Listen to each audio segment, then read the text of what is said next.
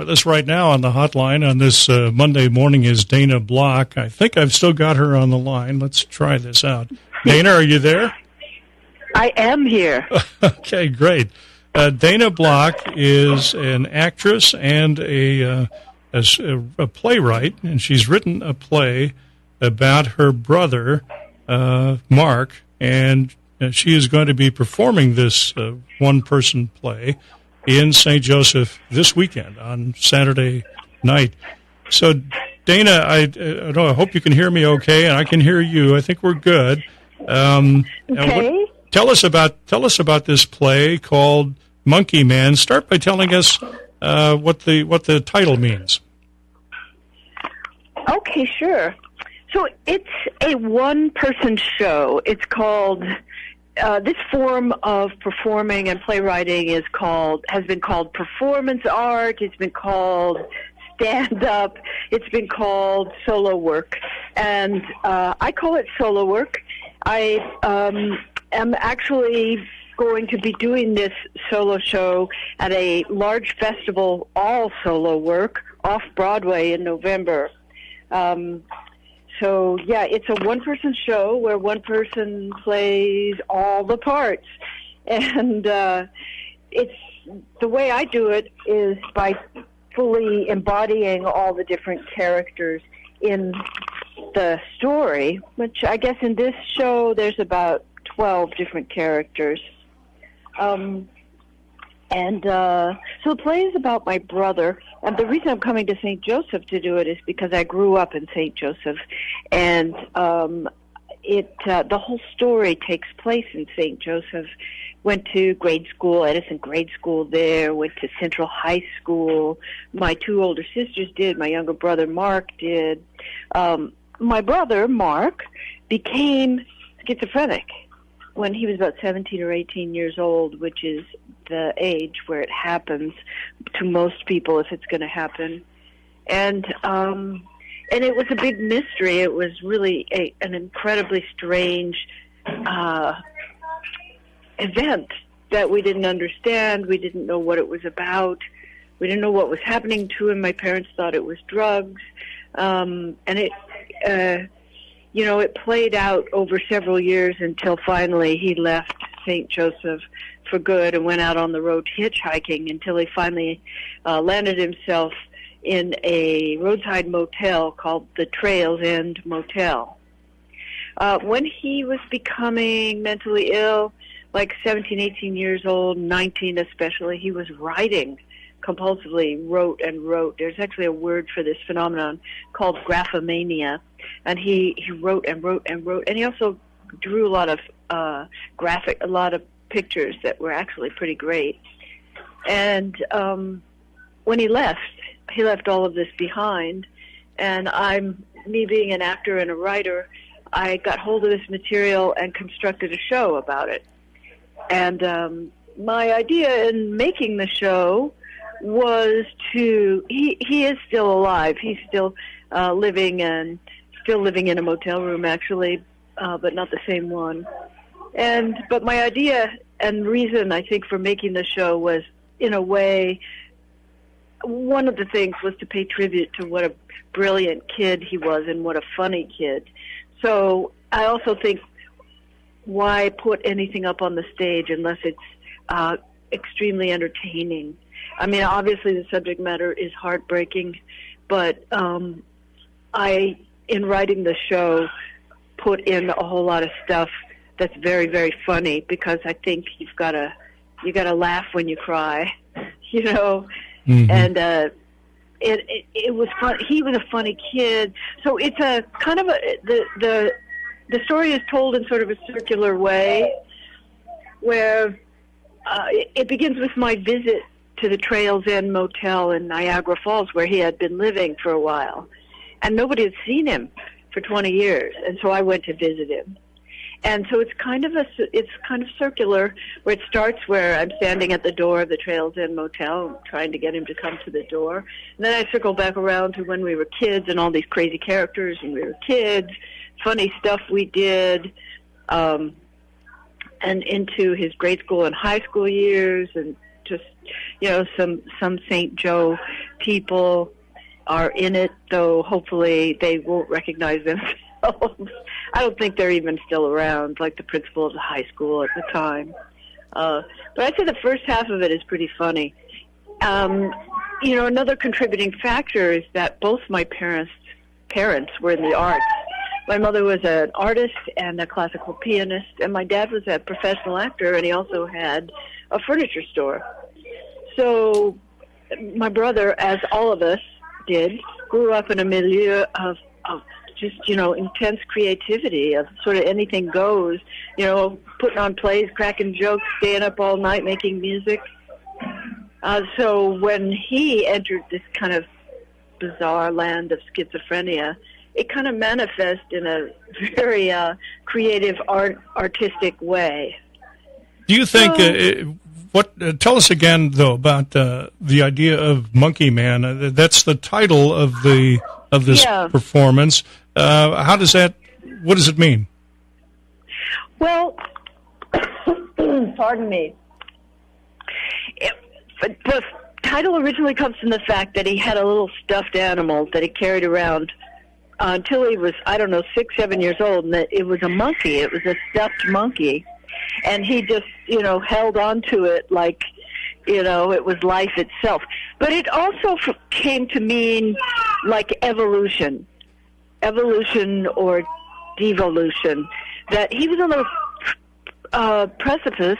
He was on the precipice of becoming a person, a young man, a whole person. As a teenager, you're just evolving into that life where you grow up, right? You quote unquote grow up, but he couldn't because everything was so messed up. But he knew he was messed up, and so Monkey Man is also like this primitive state.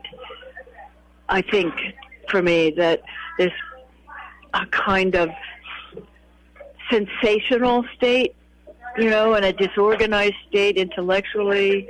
It's not the human world. It's more of an animal world.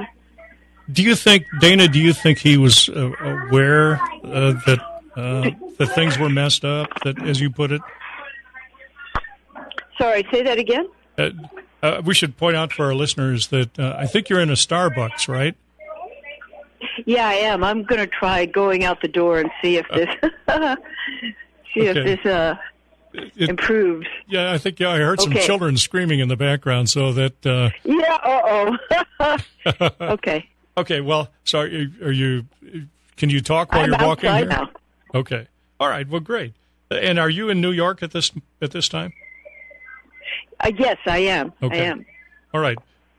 I'll tell you, technology is a wonderful thing. It's just kind of amazing. It takes your breath away. Fantastic. So, I know. So to get back to telling us a little bit more about Marc, was he?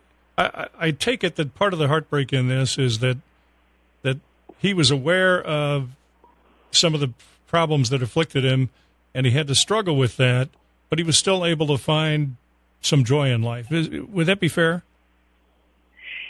Yeah, that's kind of putting, everyone struggles. We all struggle day to day to feel not, whether it's anxiety or am I doing the right thing? Am I getting enough done? Is it important enough what I'm doing? With different things. And it's just with him, it was, and still is, magnified. The magnitude of that overtakes the kind of peacefulness that hopefully those of us who are somewhere in the realm of normal, can maintain. You say schizophrenia or bipolar, he was never really diagnosed. Knowing what I know about mental illness, I think he was probably bipolar more than schizophrenia, because you can have a totally normal conversation with him still, but then he'll have episodes where I'm pretty sure he's hearing voices and he's yelling and, does he feel joy? I don't know if he feels joy. I think he does. He's had a pretty even life for a while. He lives in a room and he goes out and walks all day. He has relationships with different people. By relationships, I mean very superficial, but he's able to, say hello, how are you this morning, stuff like that. Before he left home, I was there with him in the house, but after he left home, I haven't lived with him since then, and so I don't observe him on a daily basis. I do get to talk to him now and then, not too often. And he sounds normal, to tell you the truth. But he lives alone, and he hasn't had any kind of a life. So tell us about why did you decide, Dana, to bring this performance? You're going to do a performance in St. Joseph on Saturday night, 7:30 at the Ruby. And so tell us about why you decided to do this. Why come back to St. Joseph?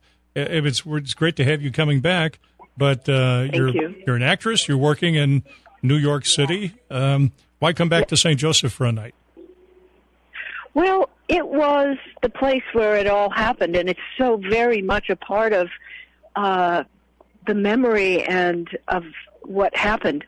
We're Jewish, not very many Jewish people in St. Joseph. That was kind of a funny thread in the whole story. Well, it's interesting too that just to follow up on that for a moment. You're going to do this performance at the Ruby. The Ruby is the recently acquired facility that used to be a temple Addith Joseph in St. Joseph. And I think it was the temple where your family worshipped, wasn't it? Yeah, that's crazy. That part of it is really crazy. When people become schizophrenic or bipolar or something, all the manifestations of it, different things get kind of blown up.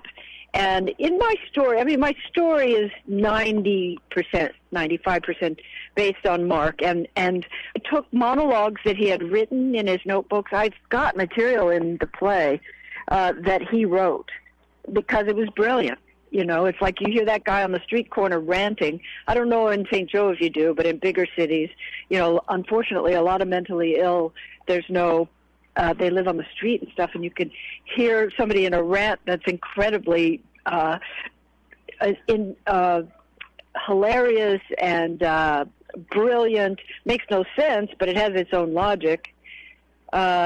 So coming back to St. Joseph, one of the threads was the religious thread.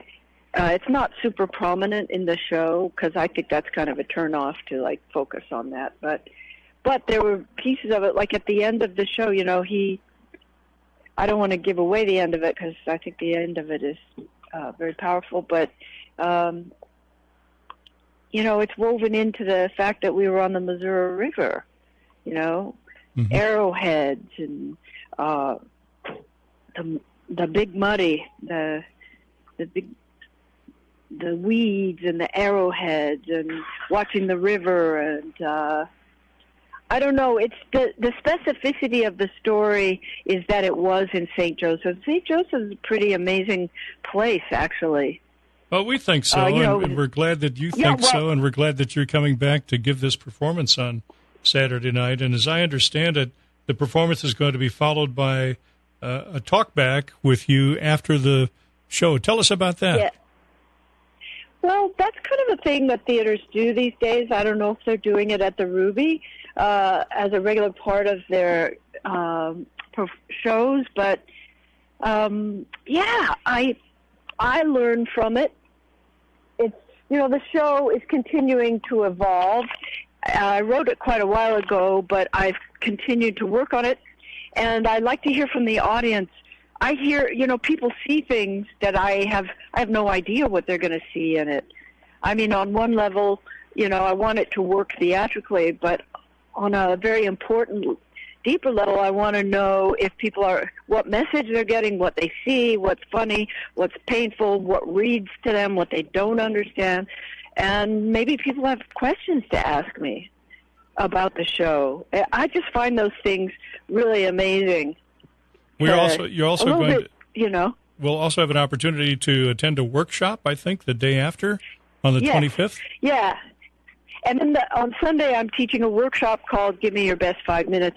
And that's an opportunity to bring in an idea, a stand-up act, or any idea. I find a lot of people have had ideas for a long time, like, hey, I'd really like to do this show. I just don't know how to write it, or I don't know how to get started. The thing about making solo work or anything is that's the biggest part, is you just got to get started. And the other thing I've found is that different people have different methods that work for them. Like last year, I also did a different solo show off Broadway, and that was more improvisatory, but it definitely had a script. And my method in that was I wrote the script, I got on stage, did the show, taped the show, and then rewrote my script according to what worked on stage. Then I'd go back the next night and I'd do it again, and there'd be some improvisation. I'd take the improvisation and I'd put it back in the script. So I think people sometimes are good at sitting down and writing. Sometimes they like to talk into their phone. Sometimes they just want to improvise physically and not verbally.